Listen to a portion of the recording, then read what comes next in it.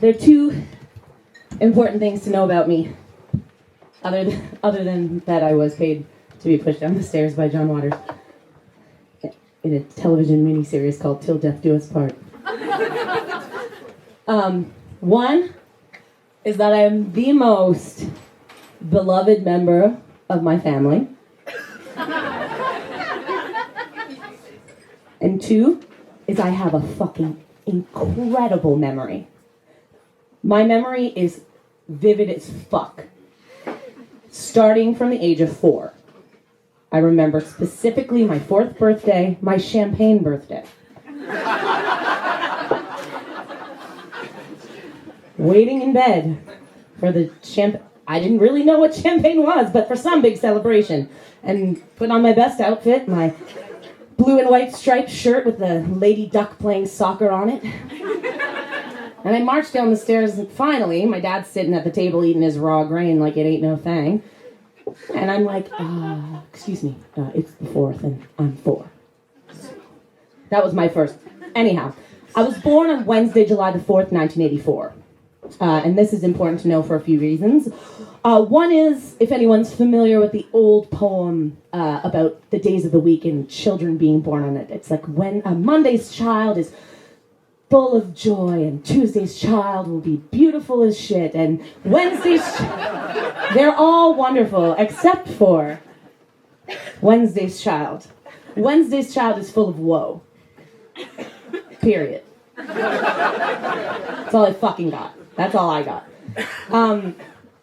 In February of 1984, the eldest member of my mother's 5 siblings, Bill, a neurosurgeon, died of brain cancer.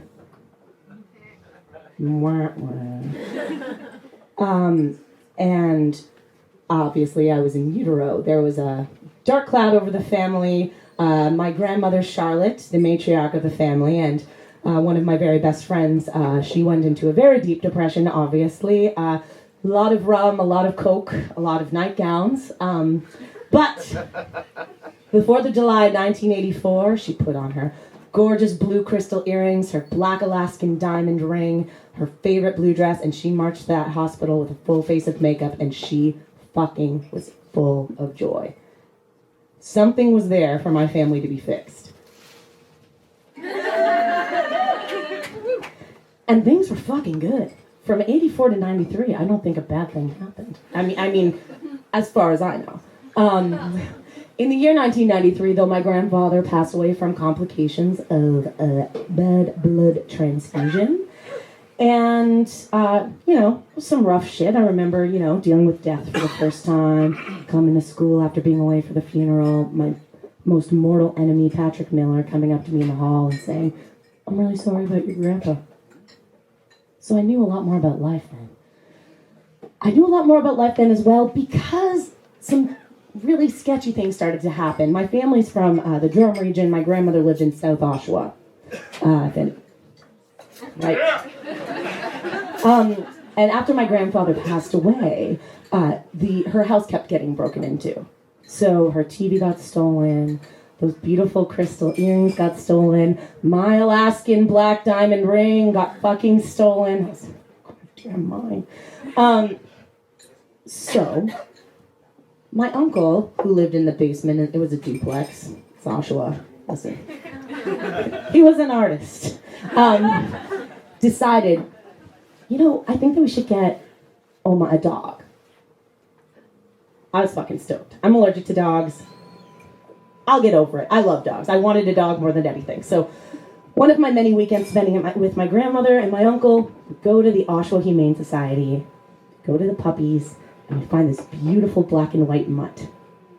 He's just the cutest little fucking schmutz, and I was just so excited to almost have a dog. Almost. It's almost my dog. So we pick the puppy, and my uncle's carrying him out in a box, and my grandmother says, "We're going to call him Dutch." I assume because of the popularity of the Ed O'Neill film of the time. But Dutch was the dog, and I remember it so fucking vividly. We brought Dutch home in this little box. My allergies were going wild, but I didn't give a fuck. My uncle helped me make a mosaic for art class that weekend. I remember it all. Dutch was a wonderful dog. He was just a really great companion for my grandmother. Spent every weekend playing with him in the backyard. He liked to eat up the cabbages. He liked to watch me while I picked the mulberries from her gorgeous mulberry tree. 93. It was a great time.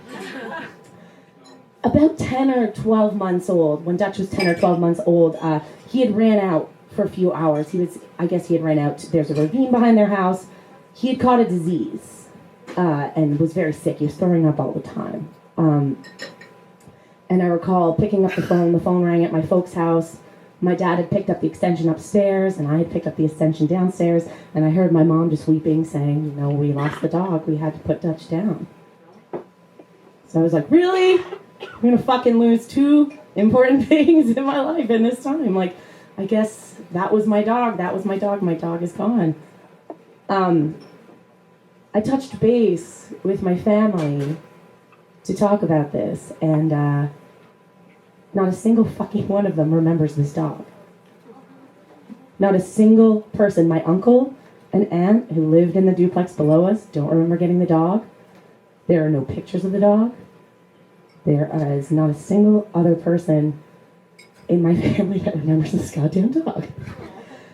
Now, shortly after, beginning of 1995, I was hit by the King's streetcar.